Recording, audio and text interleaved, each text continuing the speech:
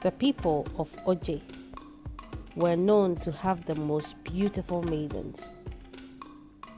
Even the neighboring villagers knew this. Men came from far and near to marry from the village of Oje. Ladies had their hair either long, colored eyes, slender body, or the prettiest face ever. Tall, short, and any variety of woman you would find in Oje.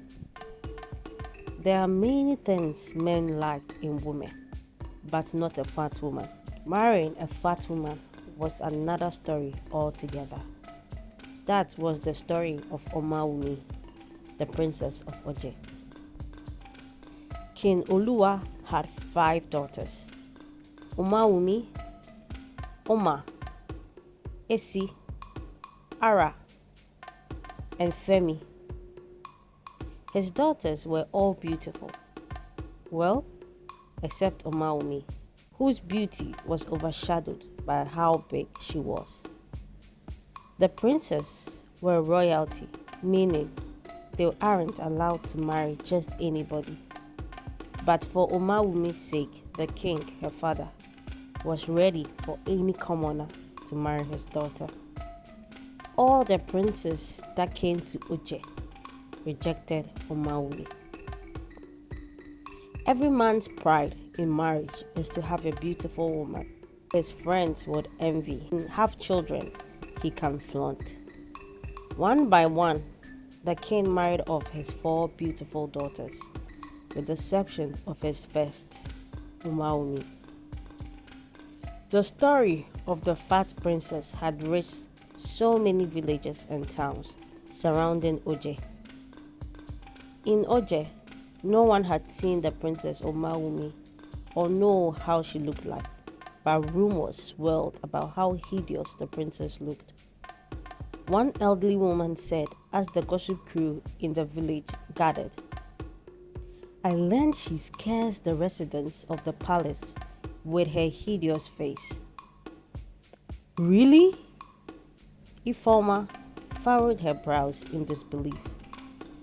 "This level of ugliness is serious," Dana, the leader of the gossip crew, said.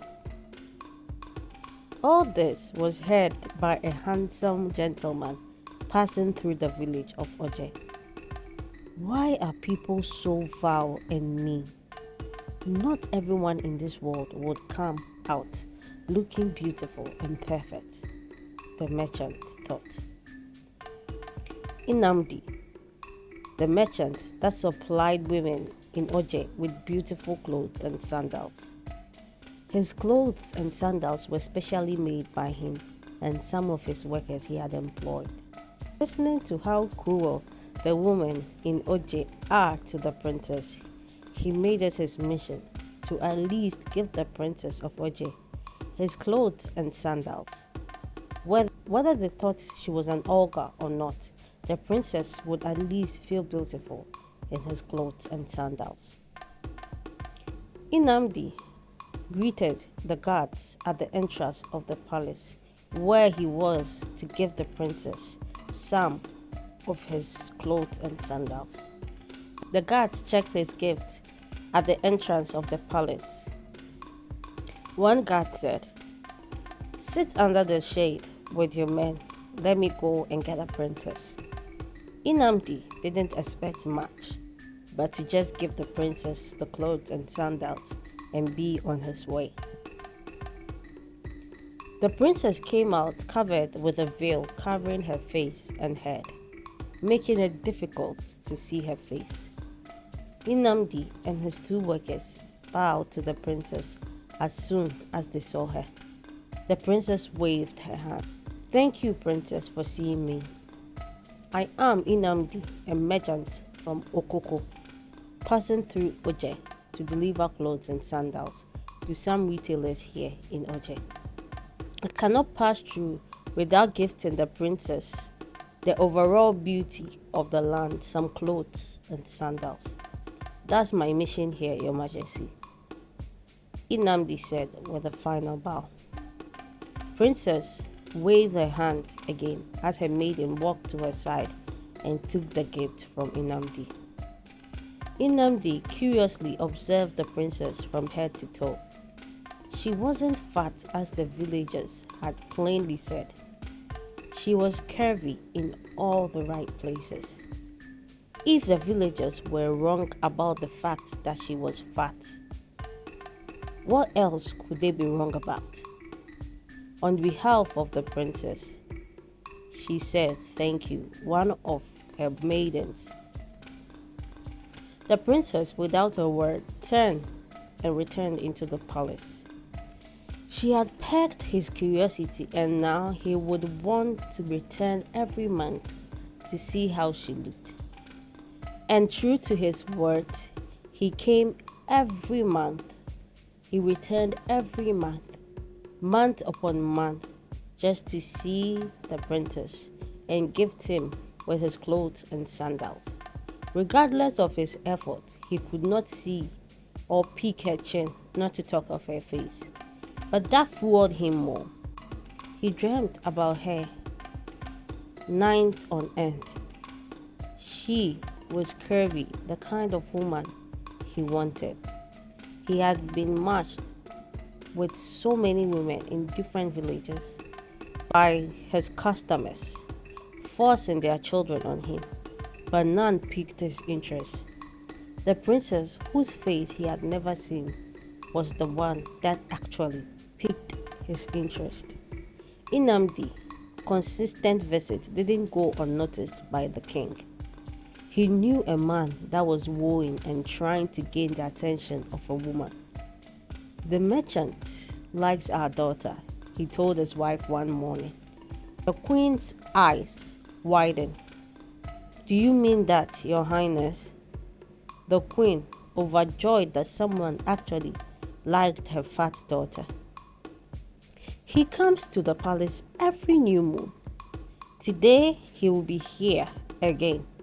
Let's meet him and see whether our assumptions is true, the king said as he dressed up to meet his future son-in-law. As the king has predicted, Inamdi's horses arrived at the entrance of the palace. The king, beforehand, had told and instructed the palace guards to let the merchant into the palace this time. Inamdi bowed before the king and queen as a form of respect and greetings. Long live the king and queen of Oje. My name is Inamdi, a merchant from Okoko Kingdom. Hello, my son. Please sit down, the king said to Inamdi. The queen drooled at the attractiveness of Inamdi. Indeed, if his daughter is liked by this man, she will be the envy of all women, her sisters, the queen thought. Her 4 daughters each married off to princes from neighboring villages. The faces of each daughter was covered during their marriage ceremony, but due to their slender body, they were chosen over their daughter Omawomi. The king and queen knew that amongst all their children, their eldest was the prettiest. Omawomi couldn't wait to see Inamdi. In fact, every new moon, she yearned for his return. He couldn't see her face under the veil that covered it, but she could see his. She knew how he looked like. When he smiled, it made her melt within, and he spoke with love and compassion to her. She fell for him on their first encounter. She couldn't speak when he was around, as the knots in her stomach tightened. And that was the reason she only waved her hands when she was before him. The king and queen requested the princess be made known of her visitor. This time, Omawomi removed her veil, wore her hair up high and her crown, stepped out to meet her visitor. Her glorious steps towards the man she couldn't wait to see, her face as beautiful as the sun, and her curves in tight clothes were all to please Inamdi. The king and queen saw love in her eyes as she bowed to them. Inamdi sat glued to his chair, unable to take his eyes off her. Was this what the villagers call hideous? Or the princess is about to come out? Him thinking this, he looked behind the princess to see if someone else was coming. All his life, he thought there was no woman alive that was perfect. This woman before him was definition of perfect. Her face, body, smile, and even status. Inamdi had forgotten where he was. He just stared at Omawomi without a word. Omawomi dragged the dumbfounded Inamdi to the garden and said, "Thank you for all the clothes and sandals you bring each and every month. They are nice and they fit perfectly." Inamdi hadn't still found his voice as he fumbled with his words. Omawomi liked the effect she had on him. They had a brief conversation and afterwards, Inamdi left. The king and queen knew Inamdi would be back, but this time before the new moon.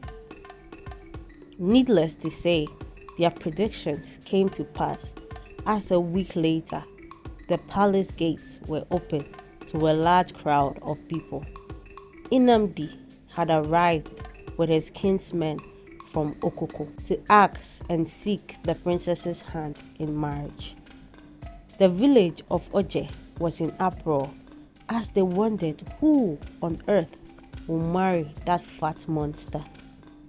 The marriage was the biggest in Oje as Omawomi was the first and the eldest daughter. The marriage ceremony was done in the palace where the couple were joined in a beautiful matrimony. The newly couple were then after showed to the people of Oje. There were gasps and whispers around on how beautiful the princess actually was. "She isn't that fat either," one man said. "How can the people of Oje make up so many rumors about someone they haven't seen a day in their life?" And that is how the princess found a man who loved her despite all the odds and rumors.